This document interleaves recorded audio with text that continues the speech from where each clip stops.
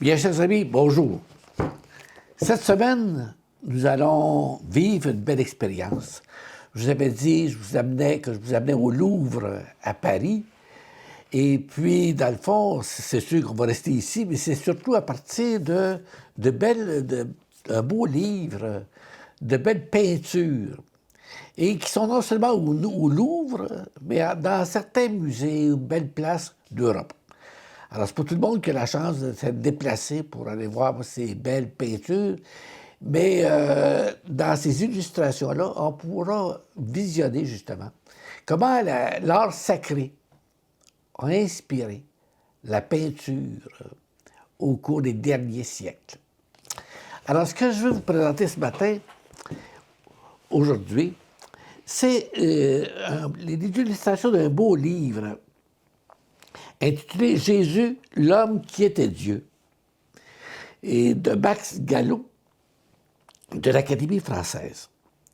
Alors, l'auteur a justement reproduit des belles scènes de toute la vie de Jésus en peinture selon les artistes de chacun des siècles. Et on commence aujourd'hui par le début de la vie de Jésus. Le début de la vie de Jésus, c'est le mystère de l'Annonciation. L'Annonciation, ici, on voit très bien Dieu le Père, qui est illustré ici, avec des angelots autour. Dieu le Père qui envoie un ange, l'ange Gabriel, pour annoncer à Marie, qu'on voit ici, à Marie, « Marie, tu seras la mère du Sauveur. » Et la Vierge lui répond, « Mais comment cela se fera-t-il? Puisque je suis vierge, je ne connais point d'homme. » L'ange lui répond, « L'Esprit de Dieu. » Regardez ici, on voit bien la colombe, signifie l'Esprit. « L'Esprit de Dieu viendra sur toi. Il te comblera de son esprit et de son ombre plutôt, et l'enfant qui naîtra de toi sera le sauveur du monde. » Et la Vierge de répondre, « Mon âme exalte le Seigneur, exulte mon esprit en Dieu mon Sauveur. Que tout se passe selon ce que tu viens de dire. » Et c'est comme ça que débute le mystère de la présence de Jésus dans le monde. Et on va célébrer justement cette fête de l'Annonciation prochainement, le 25 mars prochain. Et si vous remarquez que 25 mars, du 25 mars au 25 décembre, il y a exactement 9 mois, comme pour tous les humains. Alors, on voit cette belle scène aujourd'hui de l'Annonciation. Cette scène qui nous vient, justement, de l'église Santa Maria en France. Et aussi, si on tourne le livre, on voit une autre belle illustration de la même scène, mais c'est là qui nous vient du grand peintre Léonard de Vinci. Alors, on voit toujours la Vierge, on voit toujours l'enfant. Et regardez avec Léonard de Vinci les détails. Regardez la robe de la Vierge. C'est ça, les peintures d'artistes. Regardez la robe avec tous les plis. Le rouge, les différentes couleurs du rouge, les teintes de rouge. L'ange ici. Alors, ce qu'on dit ici, le message de l'ange, « Voici que tu vas concevoir et enfanter un fils. Tu l'appelleras Jésus. Il sera grand, et on l'appellera Fils du Très-Haut. Et le Seigneur lui donnera le trône de David, son père. » Maintenant, on va voir ce qui suit. Ce qui suit l'Annonciation, c'est ce qu'on appelle la visitation. Et on voit ici, regardez ici, la Vierge Marie, Élisabeth. Élisabeth, c'est la cousine de Marie. Marie entend dire que sa cousine Élisabeth est enceinte. De fait, oui, c'est Jean-Baptiste qui vient. Jean-Baptiste qui vient. Alors, Jean-Baptiste, Marie va pour aider sa cousine. Et c'est elle Élisabeth qui dira, hein, « Tu es bénie entre toutes les femmes, et le fruit de ton sein est béni. Comment ai-je le bonheur que la mère de mon Seigneur vienne jusqu'à moi? » Et voyez-vous, c'est une scène de la Visitation qui a été peinte en 1491 et qui est actuellement justement à Paris, au musée du Louvre.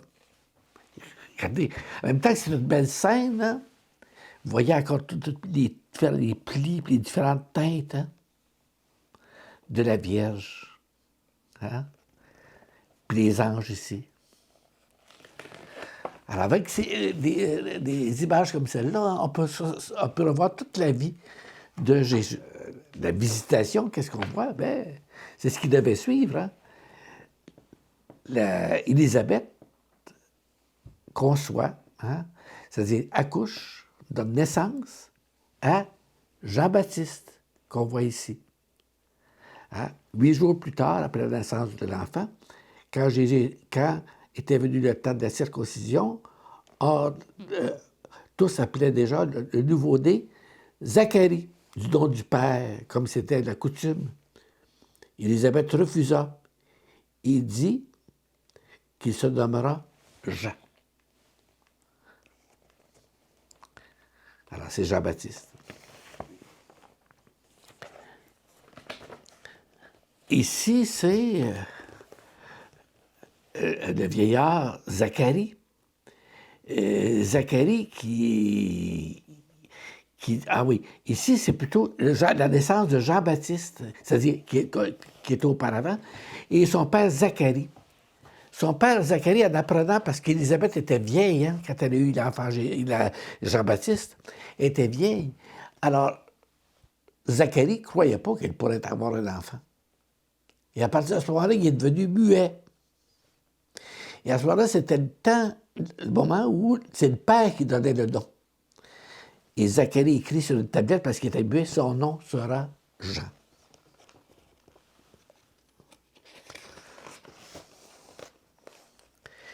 Puis ici, on voit le jeune Jean-Baptiste. Et c'est encore une peinture de Léonard de Vinci, peinte de 1513 à 1516. Et remarquez le visage ici. Le visage de Jésus, de Jean-Baptiste, et aussi ici, hein, son corps. Léonard de Vinci avait étudié toute le squelette, hein, la formation du corps humain. Puis on voit ces planches d'ailleurs à ce propos-là. Et regardez tout le corps de Jean-Baptiste. Hein. Et quand on voit Jean-Baptiste, il y a toujours un aspect qui revient dans Jean-Baptiste. C'est le doigt, ici. Toujours pointé vers le haut. Pourquoi?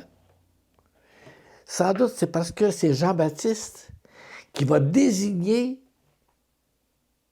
le Messie. Hein, c'est lui qui va dire « Le voici, l'agneau de Dieu. Le voici, celui qui vient. Je ne suis pas digne de défaire la courroie de ses sandales. » C'est lui qui doit grandir et moi, je dois décroître. Alors, quelle belle peinture ici, hein, de Léonard de Vinci, encore une fois, avec le doigt pointé vers le haut. Et voilà, ensuite, hein, Jean-Baptiste, qui, c'est le Jourdain ici, hein, et c'est Jean-Baptiste qui baptise Jésus. Hein. Moi, je vous immerge dans l'eau, mais il vient plus fort que moi, et je ne suis pas digne de lui défaire la courroie de ses sandales. Lui vous baptisera dans l'Esprit Saint et dans le feu. Et on attribue cette peinture-là à Giovanni Battista Viola. Et cette peinture-là est dans le musée de Florence, en Italie. Et voilà ici qu'on arrive, après Jean-Baptiste, hein, après que Jean-Baptiste soit né, on assiste à la naissance de Jésus. Hein? Alors on voit bien Marie, Joseph, l'enfant Jésus, les anges dans le ciel. Hein? Cette peinture-là est de Murillo, un Italien.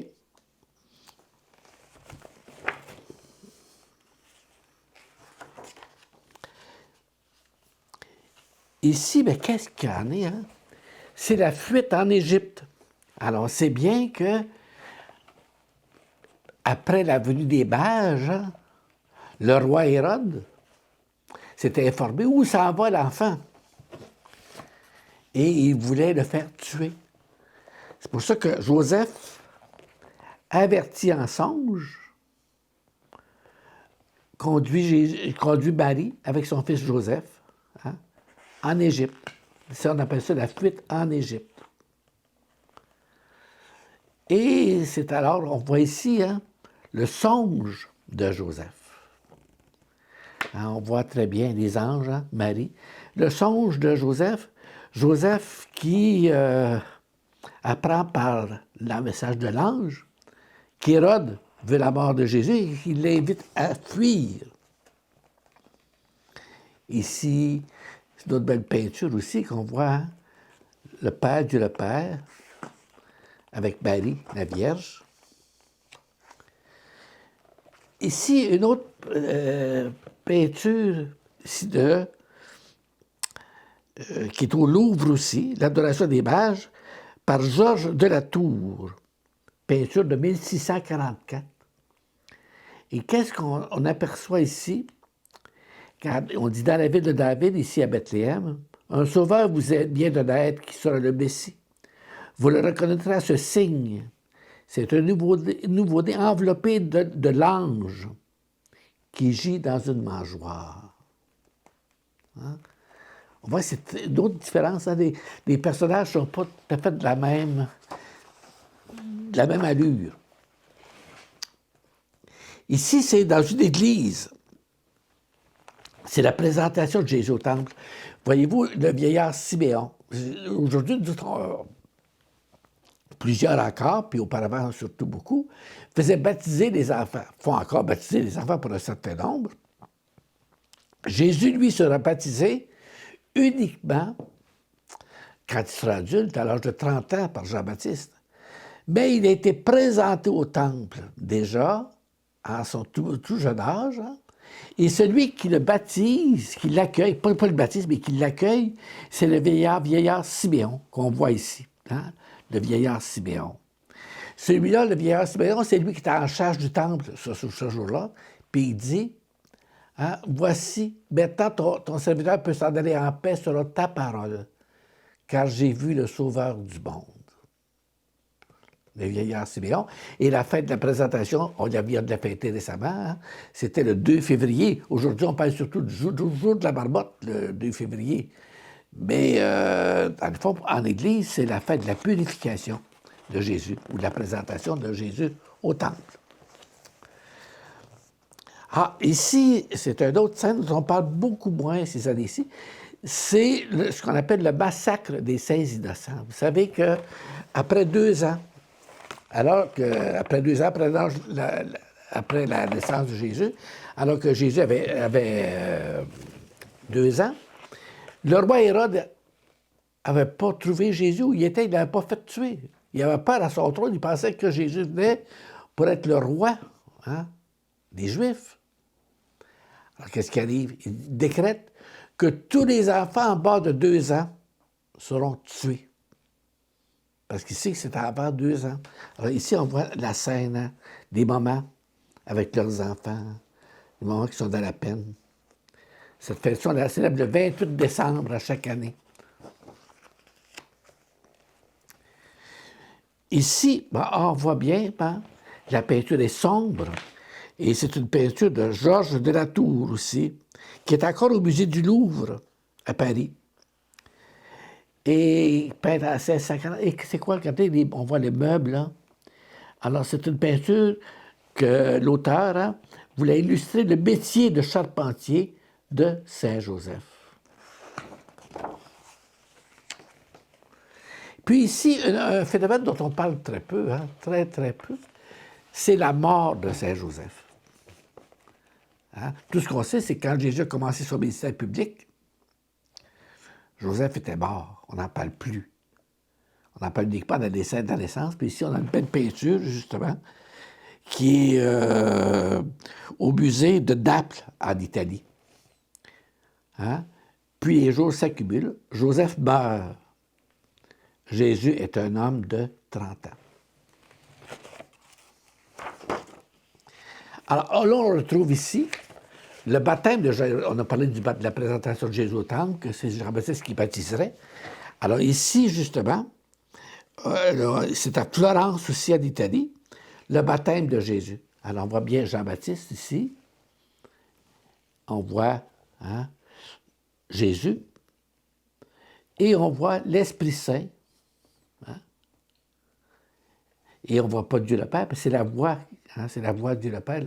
Le Père dit, « Voici mon Fils bien-aimé, en qui j'ai mis tout mon amour, écoutez-le. » D'ailleurs, la voix du Père, dans tout le Nouveau Testament, se fait entendre seulement 2 fois pour dire la même chose. Le jour du baptême de Jésus et aussi le jour de la transfiguration sur la montagne.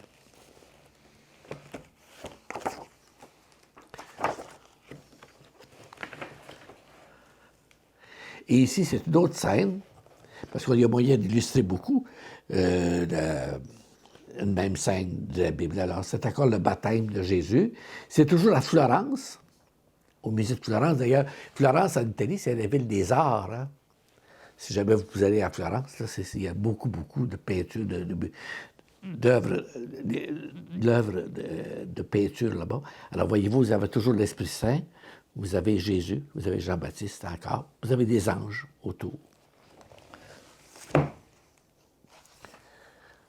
Ah, ici, voilà. Voyez-vous, qu'est-ce qu'il y a ici? Hein? Puis ici. Alors, ça, c'est la tête de Jean-Baptiste. Le roi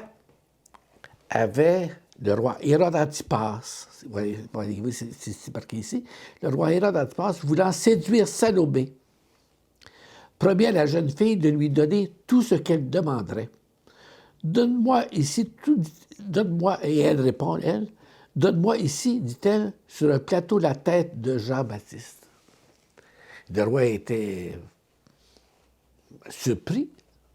Il pensait qu'il demanderait la moitié de son royaume, quelque chose du genre. Non. Elle lui demande la tête de Jean-Baptiste et on lui apporte. Voyez-vous, c'est comme ça le martyre de Saint Jean-Baptiste.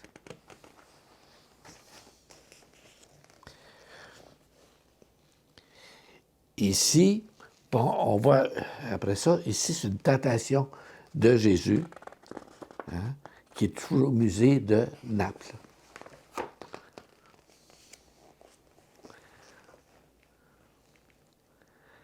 Alors ça, c'est avant que Jésus commence son ministère public, hein, ce sont les tentations. Jésus qui est tenté par le diable, tenté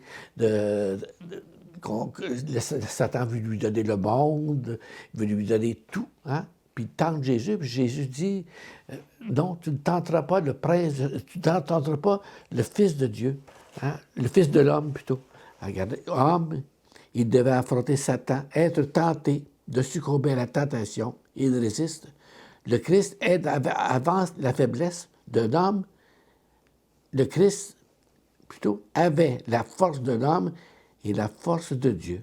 La faiblesse d'un homme et la force de Dieu. C'est les tentations. Et c'est le texte biblique qu'on a au début du carême, les tentations. Alors, le carême va débuter bientôt, le 2 mars prochain. Alors ici, on continue. Jusqu'ici, c'était le ministère privé de Jésus. Ici, on continue. Alors, ici, Jésus s'approche d'eux. C'est lui qui a la certitude de cette voix à lui qui chante, qui doit enlever le péché du monde, et il le sait. On va une grotte ici.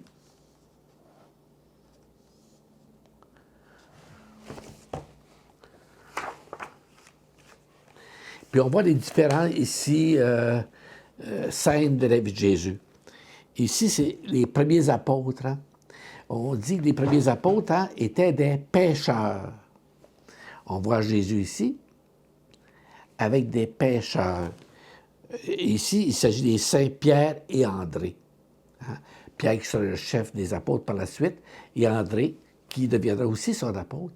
Alors, ils étaient des pêcheurs et Jésus leur dit, ici, c'est une belle peinture aussi de Durer, un peintre, en 1516, et c'est aussi à Florence, à la galerie des Offices. Et c'est une peinture de Saint-Philippe, qui est un autre apôtre. Alors, vous voyez bien, hein, car une fois la bave, les traits, les cheveux, hein, Saint-Philippe, qui est un des apôtres choisis.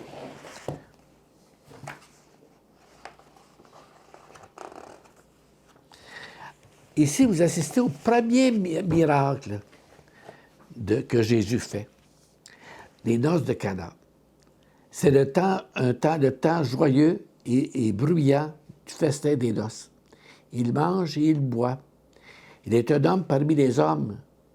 Et la voix lui murmure qu'il n'est pas qu'un homme. Alors voilà, ce qui arrive, c'est qu'il va avec sa mère, entre autres, à des noces, à Cana. Et puis, ce qui arrive, il manque de vin. Ils n'ont plus de vin. Alors, ils vont voir Marie. Ils savent que Jésus est déjà quelqu'un de très spécial. Et Marie va voir Jésus et dit, ils n'ont plus de vin. Et c'est alors que Jésus dit, ce n'est pas mon heure. Mais elle retourne vers ceux qui lui ont demandé et elle leur dit, faites tout ce qu'il vous dira. Et qu'est-ce que Jésus dit aux serviteurs? Remplissez d'eau ces cruches. Ils font cela, et quand ils reviennent pour servir, qu'est-ce qu'il y a? C'est le vin. Hein? Et on dit que le vin était meilleur que celui du début. On dit à Marie et puis aux autres, mais d'abord, on sert d'abord le bon vin au début et le meilleur à la fin. Et là, c'est le contraire qui s'est produit. Et ce fut le premier miracle que Jésus accomplit. Alors, Jésus, hein, regardez, on voit les amphores ici pour contenir le vin, les invités à la noce.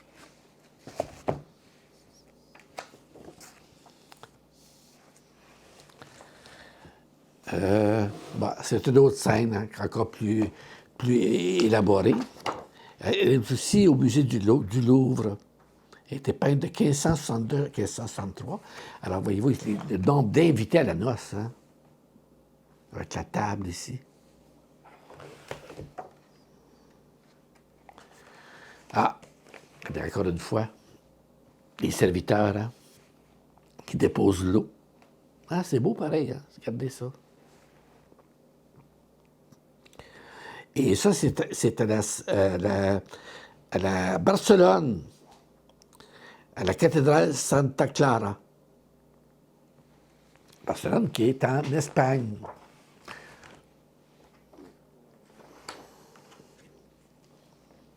Encore une autre scène des noces de Cana. Cette fois-ci, cette peinture-là est à Londres, à la Galerie nationale. On dit, il les voit plonger les louches dans les urnes, puis les retirer. Ils sont pleins de vin qu'ils font goûter au majordome.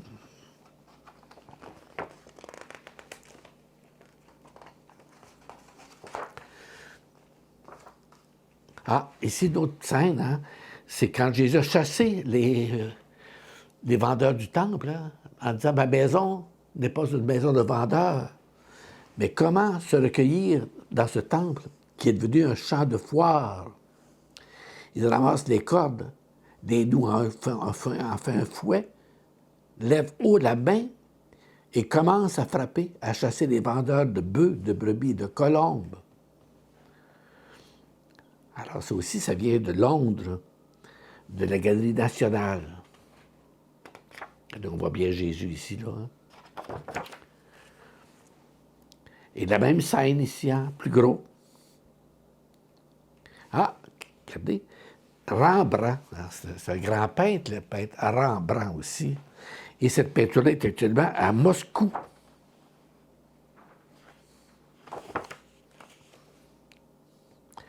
Ah, ici, c'est une très belle peinture aussi, qui est à Tournai, au Musée des Beaux-Arts. Tournai, je pense, c'est en Belgique.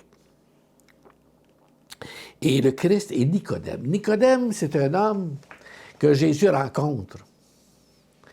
Et à qui c'est un fervent juif. Et Jésus lui demande, il lui dit, comprends-tu ce que tu lis? Et il commence à lui expliquer l'Écriture. Alors, Nicodème, c'est un grand personnage dans la Bible, la rencontre de Jésus et de Nicodème. Ici, c'est la scène de la Samaritaine. La Samaritaine, bon, vous savez que ça dit, elle vient de Samarie, la Samarie. Et les Juifs ne sont pas supposés parler aux Samaritains ou aux Samaritaines. Et voilà que la Samaritaine se présente à un puits. Elle voit un homme, en même temps un Juif. Et elle dit, elle n'ose pas parler. Et Jésus lui dit, mais comment un homme peut-il parler jusqu'à moi? Et je viens ici uniquement pour puiser de l'eau au puits chaque jour. Et Jésus lui répond, de l'eau que je te donnerai, tu n'auras plus jamais soif. Cette peinture-là est actuellement en Italie, à Brescia.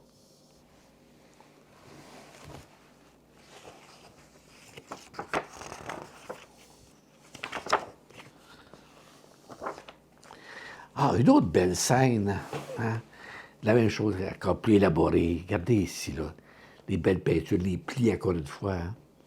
Et cette scène-là est à Barcelone actuellement. Elle est de l'auteur étant à Garace. Elle est plutôt, oui, à Barcelone. Regardez, c'est beau, la Samaritaine. Je pense qu'on va s'arrêter ici. Et on va reprendre ensuite des belles scènes. On va continuer la vie de Jésus. Et la prochaine scène va être avec les docteurs de la loi au temple. Alors, j'espère que cette émission a pu vous intéresser. Et on se retrouve la semaine prochaine.